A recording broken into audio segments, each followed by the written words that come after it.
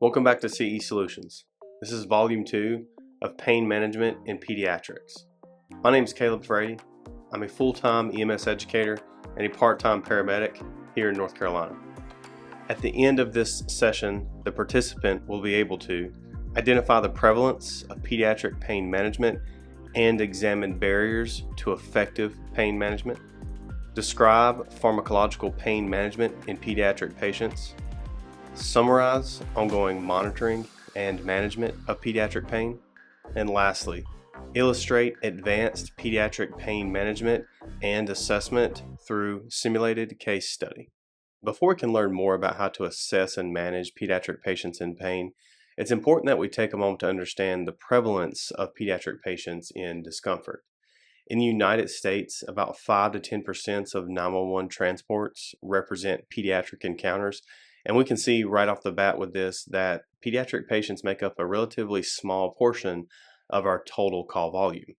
But an important distinction, however, is that 20% of those encounters are pediatric patients who are experiencing moderate to severe pain. So while a pediatric encounter may be less frequent, there's a high likelihood that our pediatric patients in the field are experiencing at least some level of painful discomfort. Next, we can look at a large systematic review from Sao et al. In 2024, where they reviewed 270,000 EMS records. And what they found was in that children under the age of 15 with obviously painful injuries, such as a fracture, burns, and penetrating injuries, 19.7% were ultimately treated with pain medication. In the same study, they noted that only 6.4% of children under the age of 3 with similar complaints and injuries received pain medication. And this is a concerning trend from this study because our youngest and most vulnerable patients, according to Sao et al., are not receiving the pain management that they deserve. And this really sets up the rest of our discussion and our lesson on how important it is for us to be able to recognize a pediatric patient in pain and treat accordingly. Access to pain management is a fundamental human right, and as pre-hospital providers, it is our duty and responsibility to assess and treat patients who are in pain in the field when we encounter them. And looking back at Sao et al.'s study from 2024, we can see that as pre-hospital providers, there is a gap in the percentages of pediatric patients that receive analgesia. We also start to see that access to pain management is not equal across all patient populations. Donfirio, Odman, and Finney report that in pediatric patients under the age of 15 experiencing pain, only 8.7% of Black patients received pain management, compared to 22.4% of white patients. So this isn't necessarily a small gap, but this is a significant difference in pre-hospital delivery of pain management. And this reinforces why education such as this is so important, that it's not just about knowing how to treat a pediatric patient in pain, but it's recognizing factors that can influence whether or not we treat pain, understanding our own implicit biases, provider perceptions, communication barriers, and system-level challenges that can compound these disparities. And as providers, it's our role to be unbiased and to assess every patient every single time. And when a patient is experiencing pain, it is our duty to provide pain treatment. As paramedics, we have a responsibility to recognize pain, assess pain appropriately, and treat it effectively, especially in our vulnerable pediatric patients. And so through understanding these barriers to pain management and factors that may influence our decision making, such as our own implicit biases, we can be better providers and advocate for our patients. This really brings us into our discussion on the barriers to pediatric pain management in pediatrics. And Whitley et al. In 2021 identified two major barriers that contribute to our lack of pain management in pediatrics. They note a lack of experience in caring for pediatric patients and a concern about punitive punishment for making an analgesic error. And the second point is a very real concern, because when a provider feels like they're going to be punished when they make a mistake, then they're less likely to treat pain altogether. And we know from our previous discussion that the percentages of pediatric patients that receive pain management is relatively low when you look at the total amount of patients that we encounter who are in pain. There are some other additional barriers that it's important for us to discuss. One is the inability to assess pain. In pediatric patients, and especially younger children, they may not be able to clearly communicate what they're feeling, and that uncertainty can make providers hesitant to administer analgesia. And as we learned in Volume 1, a good assessment and recognition of pediatric pain is the first step in managing their level of discomfort. Next, we have hemodynamic instability. And this really means that when a provider deems that a pediatric patient is unstable, we may withhold pain management out of concern that it could worsen the patient's condition. And this highlights the importance of resuscitating first and still providing pain management when it's indicated. They also noted that the masking of symptoms was a reason providers said they may withhold pain management in pediatric patients out of concern that it could interfere with assessment findings, particularly in cases involving abdominal pain or trauma. Poor ambulance suspension was noted as a barrier to pediatric pain management, and while I understand that trying to obtain an IV and draw medication up in the back of a moving ambulance can be difficult, it is our job as providers to be efficient with these skills, and it is acceptable for us to pull the ambulance over and control our unit so that we can administer the treatments our patient needs before resuming transport.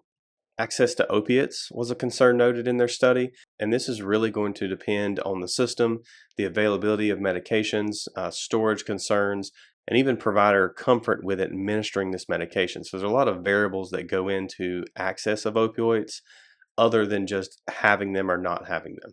Difficulties with IV placement was also noted, and we know that pediatric IV cannulation is a very challenging skill, and it's one that often fails, and it's one we don't do very often because pediatric encounters make up a small portion of our total patient encounters. And that may cause a provider to not obtain an IV and thus not provide pain management because we're unable to gain that access. And lastly, Sawad Al noted that caregiver refusal or lack of knowledge of EMS capabilities was a barrier to pediatric pain management. Sometimes parents and guardians refuse pain medicine, maybe out of fear that the medication may cause their child to become addicted to that opiate, or they don't fully understand that EMS has the capability to effectively manage their child's pain. And as providers, it's our job to educate the caregivers on why we need to give these medications to help ease their child's discomfort. And in some cases, it may involve letting the parents know that we have these medications at our disposal. And as we move through this lesson, we're going to talk about some of the different ways that we manage pediatric patients in pain. And in some cases, a multimodal approach to pain management is what's necessary to truly manage our patients' level of discomfort. The question from all of these barriers is, how do we address them? One way we can do this is through high fidelity simulation training that mimics pediatric calls, encourages decision making under pressure, and pushes a provider to actually use the tools that are available to them, such as intranasal medications, to help bridge the gap in understanding that for most, if not all of these barriers, there is a way for us to adapt to them and manage our patients more effectively. Saladel also noted as a possible solution that providers emphasized that there was significant value in reviewing case studies. So learning from real calls and how other providers treated patients was able to build clinical judgment in a way that a simple lecture cannot do. And lastly, with this slide, Sawad Al also identified some of the factors that increased the likelihood of a pediatric patient receiving analgesia, and that would include the use of intranasal narcotics, longer transport times, vital signs that clearly suggest significant pain. However, we know that vital signs are subjective in pediatric patients and not as reliable in most cases, and the provider's desire to stabilize the patient as some of the areas that encourage pediatric pain management. And these are areas that we can focus on strengthening to increase the amount of pain that we manage in pediatric patients. So make sure to review your local protocols, revisit how to assess pediatric pain, and what your treatment priorities are. And more importantly, start advocating for and incorporating pediatric pain management into our high fidelity simulation trainings. I want to take a minute and circle back to opioids masking symptoms, especially in pediatric patients in pain. I know that at least my time in pre-hospital medicine and in education, this hasn't been something that we have taught, but it did still show up in some of the recent studies surrounding the barriers to pediatric pain management, so I want to address it. In 2019, a research study found that there's no significant difference in the correct or incorrect diagnosis of acute abdominal pain when opioid analgesia was used. And they also concluded that any type of opioid analgesic can be used safely for acute abdominal pain without the risk of impairment of diagnostic accuracy. So, this very clearly tells us that not treating a pediatric patient in moderate to severe pain with opioid medications is the incorrect practice, and that these medications can be used safely in patients experiencing abdominal pain and other medical complaints that can cause pain without limiting the hospital's ability to diagnose and treat their injury or illness. So please adopt this as our best practice, where we should treat patients in pain while continuing to assess their level of discomfort. And in that case, we're providing the best, highest quality patient care that we can. So we spent some time talking about the prevalence of pediatric pain, looking at some of the barriers that pre-hospital providers note as to why we don't manage pediatric patients in pain. And now I want to focus on some of the different routes of administration that we can provide analgesia to our patients. The first and probably the best way to give a pediatric patient pain management is the intranasal route. The intranasal route helps to overcome a lot of the barriers that are noted to pediatric pain management, such as difficulty with IV cannulation mainly, and safety concerns surrounding administering these medications. So we know that starting an IV can be really difficult in a pediatric patient, and it's not the type of IV stick that we routinely have the opportunity to do, so our skills with this patient population in many cases can be lacking. McDonald et al. In 2025 conclude that intranasal fentanyl is superior to oral morphine in pain management of pediatric patients with long bone fractures. So this helps us to feel confident that the intranasal route is a proven, safe, and effective way to administer analgesia to our pediatric patients, and in some cases can provide better pain control to other routes of administration.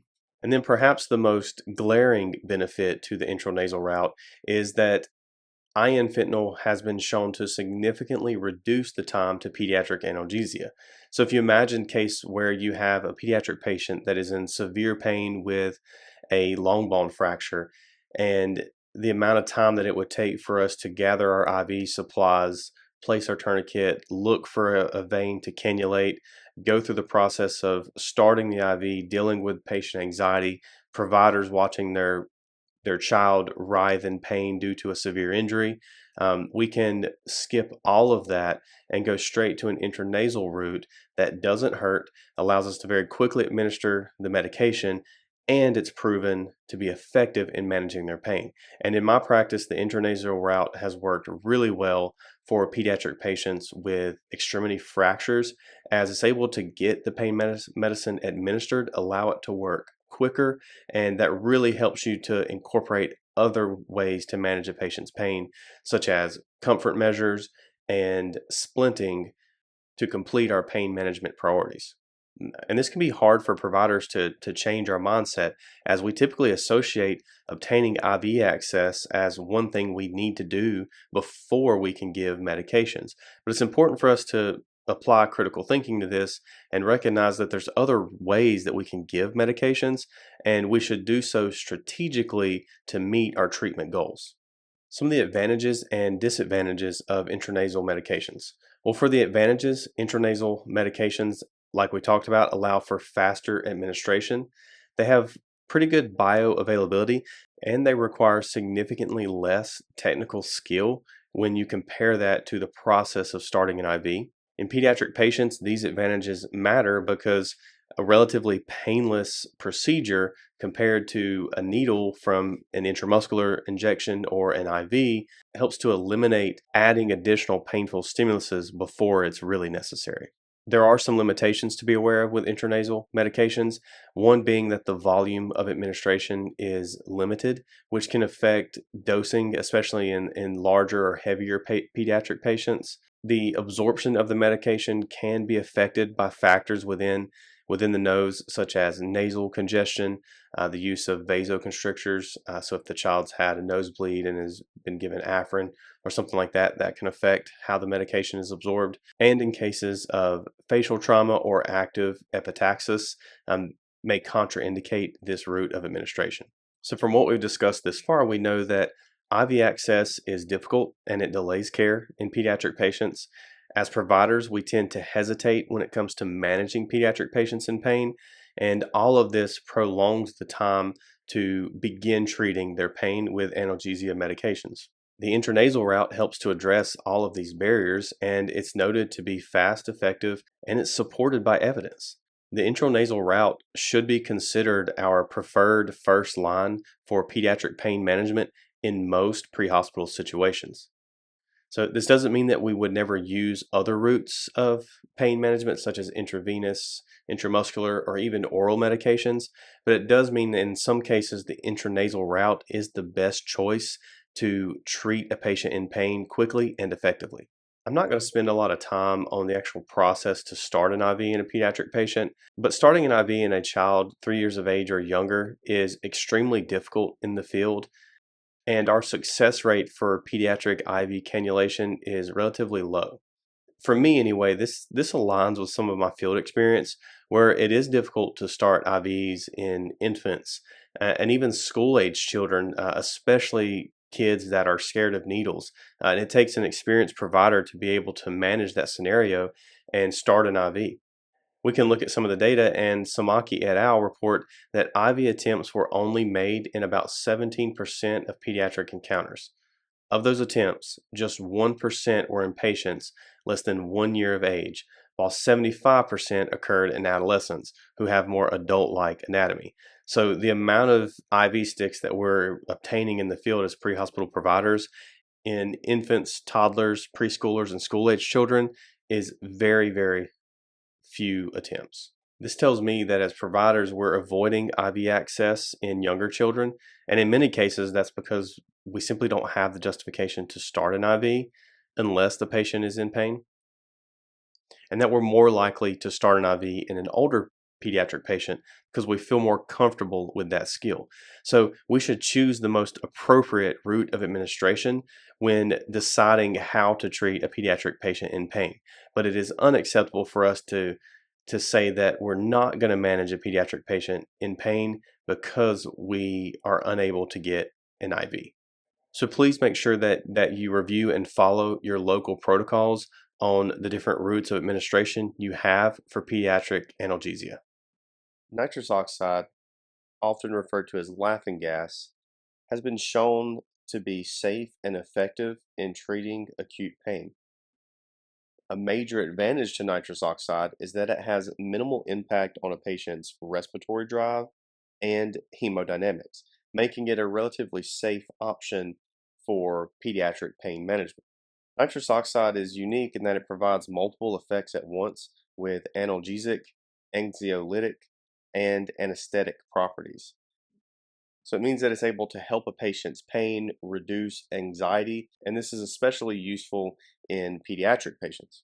You can see it used for things like fractures, dislocations, burns, or even to help facilitate painful procedures such as IV cannulation. The mechanism of action of nitrous oxide's analgesic effects are thought to come from stimulating the release of endogenous opioids that act on the mu receptors, producing pain relief that is similar to that of morphine. Its anxiolytic effects are similar to that of benzodiazepines through their actions on the GABA A receptor. And while nitrous oxide does have anesthetic properties, they're considered relatively weak and involve both GABA A and NMDA receptor activities. For pre-hospital providers, a major advantage to nitrous oxide is how quickly it works. Because nitrous oxide is inhaled and absorbed through the alveoli, it has a very rapid onset. The effects of this medication only last as long as the patient is inhaling it, and once the medication is removed, recovery is very quick back to baseline. So if we do have a patient that starts to experience negative side effects from this medication, simply stopping the medication and removing it can help clear up those side effects. Common side effects of nitrous oxide would include nausea, vomiting, dizziness, and a sense of euphoria. And these side effects are generally mild, but it is something that we would monitor closely when administering this medication. And because this is a self-administered medication, the patient has to have an intact mental status and be able to hold or tolerate the medication's mask. And this can make it very difficult to give this drug in very young children who are unable to hold the mask or have a lot of fear and anxiety from the device itself if it's too intimidating. So it may not be useful for all pediatric patients, but it does have a group that it is very useful in. Nitrous oxide should be avoided in conditions involving air trapping or expansion. This would include a suspected pneumothorax, decompression, illness, certain types of head injuries where it may increase intracranial pressure, and it's also avoided in undifferentiated abdominal pain. And the reason it's avoided in these cases is because nitrous oxide can diffuse into gas-filled spaces and increase the pressure within those spaces, and that increases the risk of ischemia or perforation. So when nitrous oxide is inhaled through the alveoli, it follows gas laws from high concentrations to low concentrations, and that's how the medication gets into the blood and is distributed throughout the tissues. But it enters faster than nitrogen can leave the tissue, and that results in increased volume and pressure within closed gas-filled spaces. Nitrous oxide also potentiates other central nervous system depressants. So this would include opioids and benzodiazepines. So because of that, we do not combine these two therapies, and if we determine that a patient needs narcotics, then the nitrous oxide should be discontinued first and allow the symptoms to reside as we monitor the patient before we proceed with another route of pain management in our pediatric patient. Nitrous oxide is a good pain management option in pediatric patients when we're looking for something that has a rapid onset, a short duration, and minimal effects on a patient's respiratory system and hemodynamics. But it's not for every patient, as the patient does have to be able to tolerate holding or having the mask for the medication placed on them. Next, I want to spend a couple minutes talking about how we would administer this medication. In many EMS uses, nitrous oxide comes in a 50-50 concentration, where it's 50% nitrous oxide and 50% oxygen. And when it's administered, the patient's getting both of these gases, where the nitrous oxide is producing the analgesia and the patient is receiving an adequate concentration of oxygen. This balance helps to prevent a hypoxic gas mixture from being delivered to the patient. So nitrous oxide on its own can create hypoxia. The delivery system of the medication, like the example you're looking at on the screen here, has some built-in safety mechanisms. So if the oxygen supply becomes depleted or malfunctions, then the nitrous oxide automatically shuts off. And that's what prevents the patient from receiving a hypoxic gas mixture. Next, many of these systems are designed to increase oxygen delivery if the patient begins to breathe shallow as a result of the medication, and that helps to maintain adequate oxygenation. This medication is typically delivered through a handheld demand valve system, so that means that the valve only opens when the patient generates an inspiratory effort. So as the patient places it up to their mouth and takes a breath, then they begin to receive the medication during that inspiratory cycle. This helps to limit over sedation and prevent the patient from becoming too drowsy, as if they do, then they'll simply stop inhaling the medication and the effects will wear off. So it's really truly a self-administered medication, which is why it can work well for some of our older pediatric patients who are able to follow those instructions. Nitrous oxide is a pretty dense gas, and that means that it's going to accumulate in enclosed spaces, such as the back of an ambulance. And if ventilation is poor or the ventilation fan is not turned on in the ambulance, then this medication can build up to the level that it starts to affect providers. So, in administering nitrous oxide, it is imperative that we ventilate our unit very well. So, the vent fan is on, maybe even open a window so that the excess medication can escape from the enclosed back of the unit. While nitrous oxide is considered an ALS medication, in many local protocols it's been adapted to BLS providers. So regardless of your certification level, nitrous oxide has a lot of utility in pediatric pain management, and it's a relatively safe medication that is well tolerated in patients because it's self-administered and the device itself has safety mechanisms built in. It can be a safe medication that can help treat pediatric patients in pain. Regarding IV acetaminophen, in 2024, Osorio et al. Conducted a large comprehensive review of 2,344 studies comparing intravenous and oral acetaminophen for pain management. Their findings challenge a common assumption in prehospital medicine that IV medications are more effective than other routes of pain management. Ultimately, they concluded that the evidence does not support the superiority of administering acetaminophen IV over the oral route for pain management. The study did highlight that intravenous acetaminophen reaches peak plasma concentrations more rapidly compared to the oral route, and that can translate to a quicker onset of analgesia that may be beneficial in many patients who are experiencing acute severe pain where immediate pain relief is desired.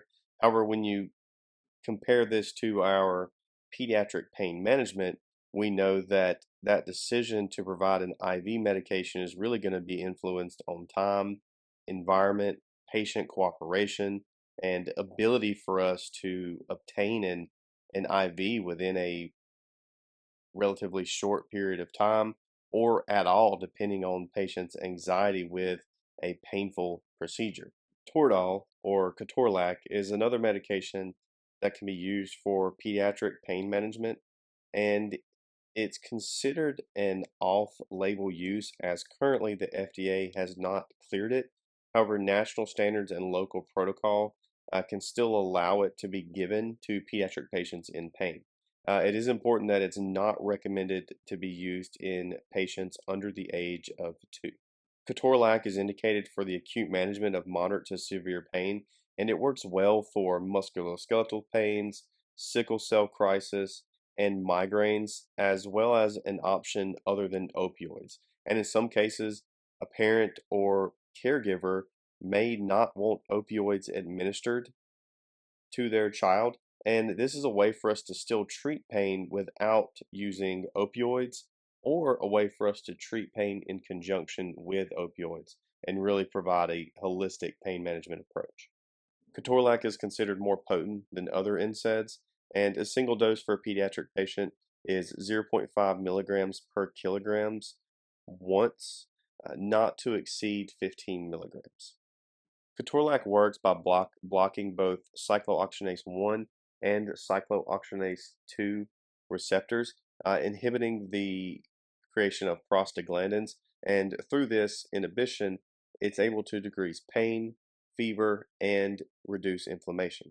Because of its mechanism of action in inhibiting both cyclooxygenase 1 and 2 pathways, we would avoid this medication in patients with an increased risk of bleeding or GI complaints, as Ketorolac does have antiplatelet effects that can increase bleeding, as well as this medication being associated with peptic ulcers.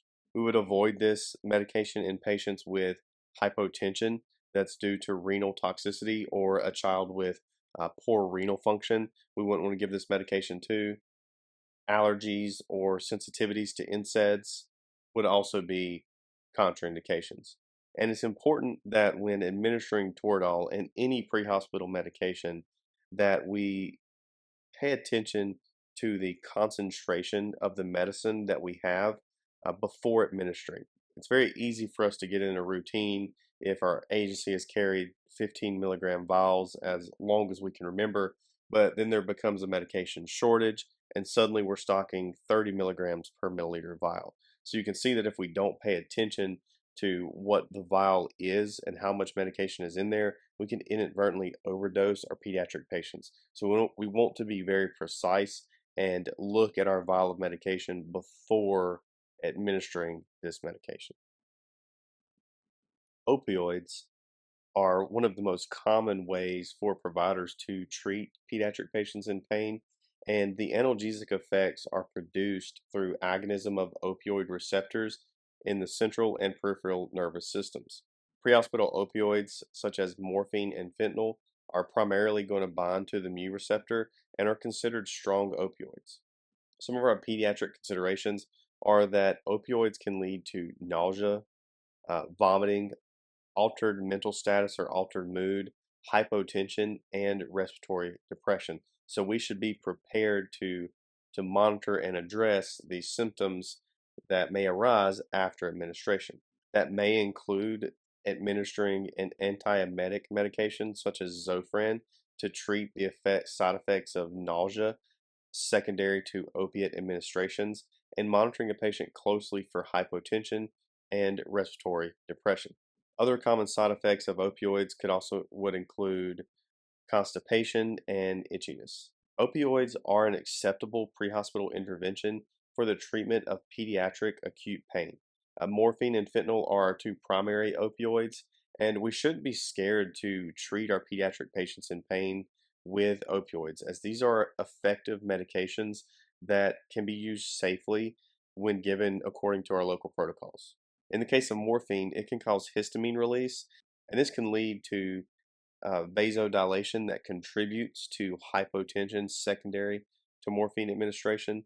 Some other factors that are associated with opioids causing hypotension, this would include fentanyl as well, can include a reduction in alpha receptor stimulation within the sympathetic nervous system. So that affects the size of our blood vessels. Nitric oxide release, which is a potent vasodilator. So in morphine's case, that would be caused by the histamine release, as well as these medications stimulating a vagal response, leading to decreased cardiac output secondary to that response. So because of these effects, with morphine being associated with hypotension due to histamine release, we wouldn't want to give this medication to a patient who is hemodynamically unstable. And as ALS providers, we would need to understand that we would need to resuscitate first. So that might include providing oxygen, ventilating, providing IV fluids in severe cases. And it's also important to highlight that morphine needs to be administered intramuscularly or intravenously. This is not an intranasal medication. Fentanyl, on the other hand, is the most common way for us to treat a pediatric patient in pain, and it has been shown to be effective in treating burns, fractures, and patients in abdominal pain. Fentanyl has less hypotensive effects and is safer to use in children with hyperactive airway diseases. And we talked earlier about the intranasal route and how it's effective to get pediatric analgesia quick and painless in pediatric patients. Fentanyl is one of the primary medications for that. And Kuniko et al. In 2023 concluded that intranasal fentanyl has been shown to be as effective as IV morphine. A typical dose for fentanyl is 1 microgram per kilogram with a max single dose of 100 micrograms. But always follow your local protocols to determine what your minimum and your maximum dose is of narcotic medications such as morphine and fentanyl. Anytime that we provide a patient with an opiate medication, it's essential that we monitor them very closely. We also should understand that pulse oximetry is not an effective way to measure hypoventilation, apnea, and hemodynamic instability, mainly because there's a lot of factors that can influence this assessment tool's reliability. Capnography, however, is going to be our best indicator of hypoventilation and is superior than pulse oximetry measurement alone and should be utilized anytime we administer opiates to a patient. We also should assess the patient's pain severity before and after medication administration, as well as after interventions, and just before arrival to the emergency department. It's Saturday morning, and we're dispatched out to a football field for a child who has suffered a big hit. Our dispatch notes tell us that we're responding to a 7-year-old who's been injured while playing football. As we arrive and we walk onto the field, we can see that there's a large crowd that's gathered of spectators, the patient's parents, other players, as well as coaches and athletic training staff. As we get closer to the crowd, a coach walks up to us and says that this patient took a significant blow from the side and immediately started crying and holding their left arm. And when they got up to them, you could tell that there was obvious left arm deformity.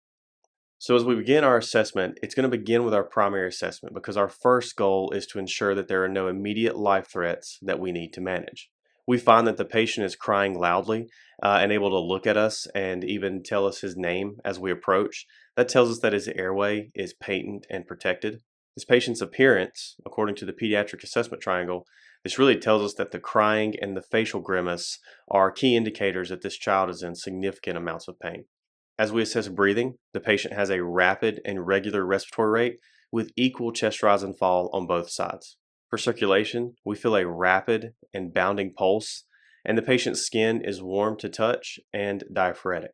All of these signs and symptoms from our primary assessment point towards some moderate to severe level of distress, but none of them are indicative of immediate life threats. So because of that, we can go ahead and proceed forward with our patient assessment. Since this call involves a traumatic injury and the mechanism or the potential of injury due to being struck from the side like this, there could be other injuries aside from the patient's arm that we haven't felt yet. So in this case, we do a rapid trauma exam. We use athletic trainers on the field with us to assist in removing some of the patient's protective devices, such as their shoulder pads, their jersey, and even their helmet if we feel it's appropriate. So after we have appropriately exposed not only the injured area, but other areas of the patient's body that we need to assess, we can begin our head-to-toe assessment. And when we do our head to toe assessment, the only injury that we find is an obviously deformed humerus.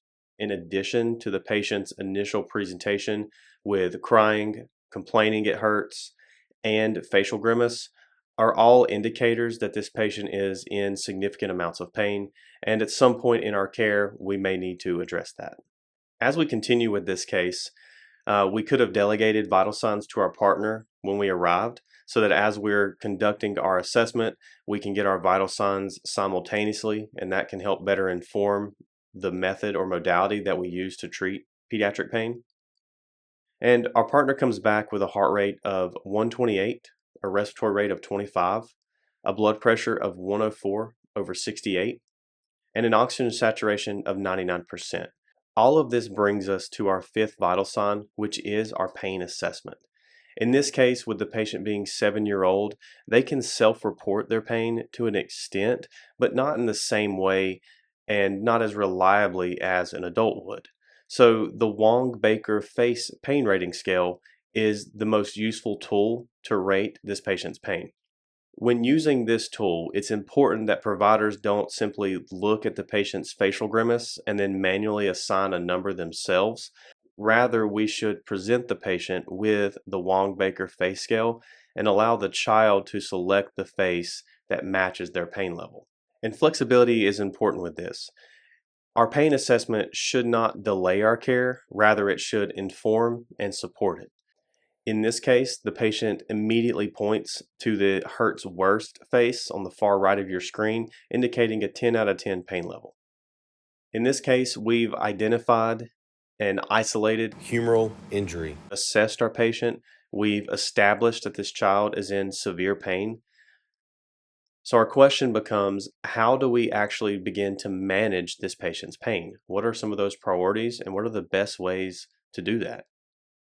Well, from volume one, we learned that pain management in pediatrics is not simply just about medications, right? It's about our basic level skills. So we can start with a position of comfort Having a family member try to comfort the child, get them into a position where the pain isn't as much or is at least bearable. That may even include splinting with a sling and a swath. We should start with those types of things first as we prepare ourselves to move into ALS pain management. Considering this is a football injury, there are some considerations to discuss there. Our athletic trainers and other professionals on scene at these types of events are going to be our go-to when it comes to how to remove and defeat some of the straps and mechanisms that hold that equipment on. So utilize those providers to our advantage to help us safely and efficiently remove athletic equipment when needed. But also keep in mind that in this case, simply removing the equipment could be painful. So it is acceptable for us as providers to leave that equipment in place, begin pain management, and then remove it later. A lot of it comes down to what we're actually presented with when we do get this type of call. So after we've addressed some of our basic ways to manage pain, we can start to think about ALS pain management. And ideally, we want to start ALS pain management before we start to move the patient's arm around a lot, before we stand them up and put them on the stretcher and put them in the ambulance, and definitely before we begin transport. This is not the type of call that we should begin our transport driving down the road before we've administered some sort of comfort measure through pain medication to our patient. Intranasal fentanyl is likely the best option in this case. The patient's 7 years old, in severe pain, probably having difficulty sitting still. Obtaining an IV in this case is probably not going to be the fastest and most efficient way to begin treating the patient's pain, as well as an IV causing additional pain through a stick. Even an intramuscular injection can add more anxiety and pain to our patient who's already in severe pain.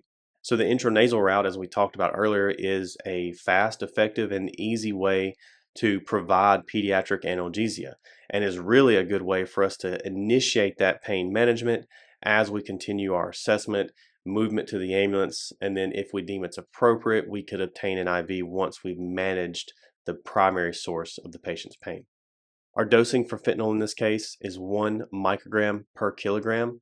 Our max single dose would be about 100 micrograms, and our max total dose is 200 micrograms. And this can vary between local protocols, so please follow your dosing regimens.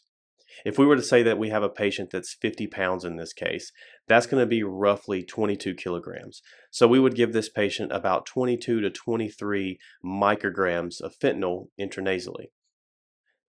Fentanyl may not be the only medication that we could give this patient to manage their pain. In an agency that carries nitrous oxide, this might be a good option to begin managing the pain, especially if the patient's caregivers deny the use of narcotics or are uneasy about us providing that type of pain management to their patient. Please keep in mind that we would avoid mixing nitrous oxide with opioids.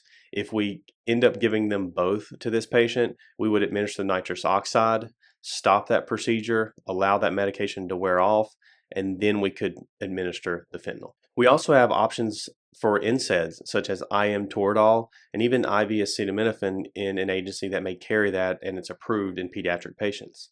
The dosing for those can vary. Your typical Toradol dose for a pediatric patient is 0.5 milligrams per kilogram to a max of 15 milligrams. And this is an intramuscular injection. So we need to manage that depending on the patient's comfort level with needles. If it's going to cause too much additional pain and anxiety, then it is acceptable for us to withhold that treatment. The next big question is, do we need IV access? Well, in this case, it's an isolated extremity injury. So our IV access really becomes more situational than just mandatory. So if we start with IM fentanyl and we achieve good results in pain management, and that's able to manage the patient's pain effectively, and maybe we proceed forward with intranasal administration a second time to manage the patient's pain. Because we've given a narcotic in this case, we do need to do some close monitoring. This would include obtaining an EKG, monitoring the heart rate, the patient's respiratory rate, and mental status very closely, as we know that narcotics can depress a patient's respiratory drive.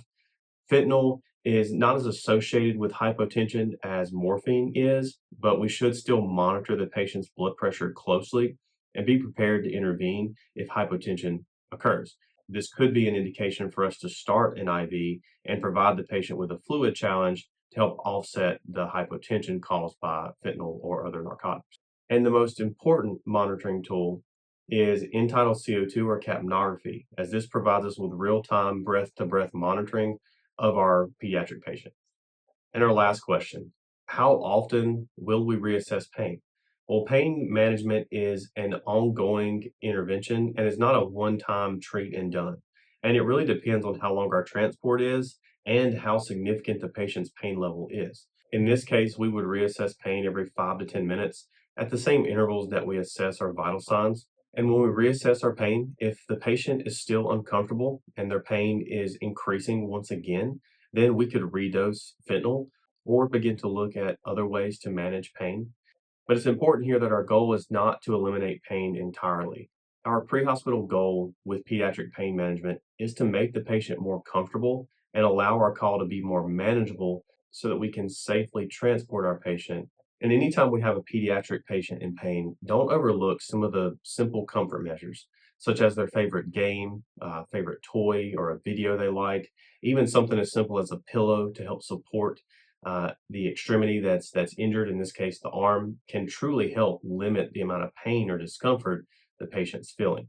So to conclude this case, we were able to manage this patient with 2 doses of IN fentanyl en route to the hospital with about a 20-minute transport, keep the patient comfortable with a sling and a swath and a pillow to support their arm, as well as a caregiver in the back to help console and calm some of the patient's anxiety in dealing with this injury. And ultimately, it was a good outlook and it was an effective pre-hospital way to manage pain.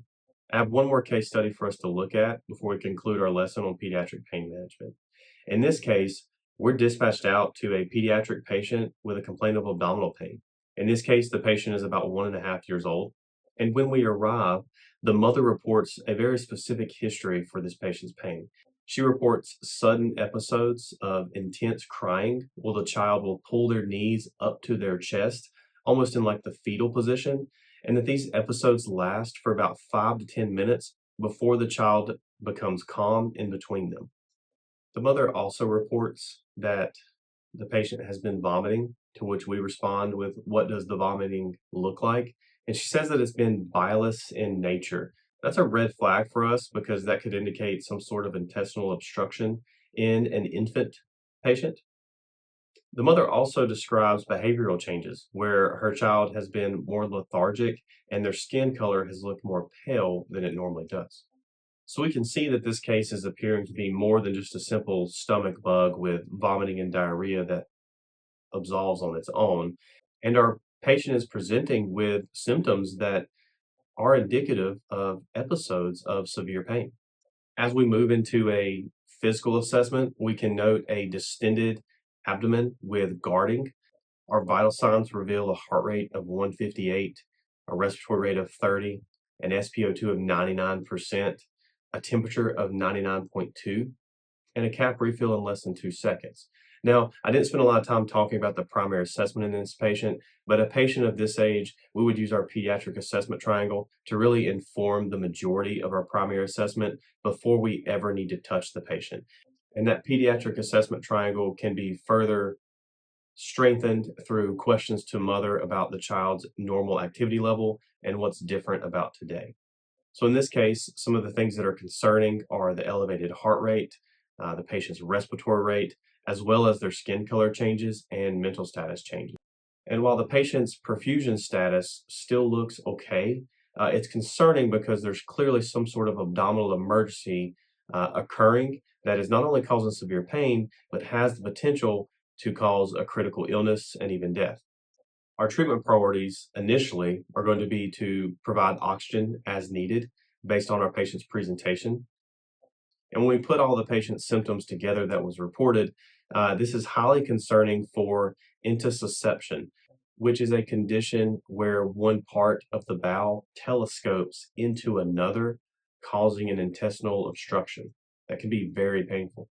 Given this patient's age, the question then becomes, what pain assessment scale do we use to manage our patient's pain? And in this case, the FLAC scale is the most appropriate because it allows us to manage and gauge the patient's pain without them having or being able to self-report it. For face, we would give this child a score of 1, and this means that the child is occasionally grimacing or frowning, but not in constant distress. So between episodes, the pain is relatively gone, but during episodes, it's very severe. For legs, we could give a score of 2, as it was reported that this child is drawing their legs up towards their chest. That's a classic sign of abdominal pain. For activity, a score of 1 is most appropriate. The child is tense or shifting positions, so struggling to get comfortable, but not completely rigid or arched, unless it's during a painful episode. So in this case, we would go with a 1. For cry, we would assign a 1, and this would mean that the child is moaning or whimpering intermittently. Fits best for this patient's presentation where there's intermittent periods of severe pain followed by discomfort in between that's relatively minor. And lastly, consolability. In this case, we provided 2 because according to the mother, during these episodes, the child is difficult or impossible to console, which is why we would assign a 2. That brings our total flat score pain rating up to a 7 out of 10.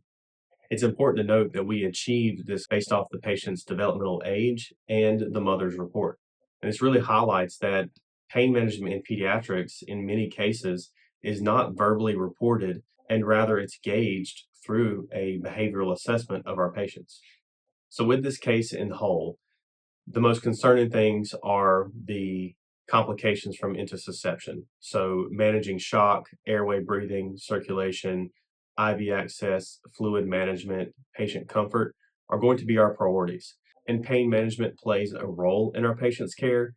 It just comes after we've managed some of those higher priorities that I discussed. So if we were to skip forward in this care to when we're at a point to actually begin to manage this patient's pain and comfort level, what medications are indicated? In this case, again, fentanyl is likely our best choice. It can be given intranasally, can be given intravenously. For this case, we've already obtained an IV. We're giving fluids to help support our patient. We can go ahead and administer a bolus of fentanyl to help with the patient's discomfort level.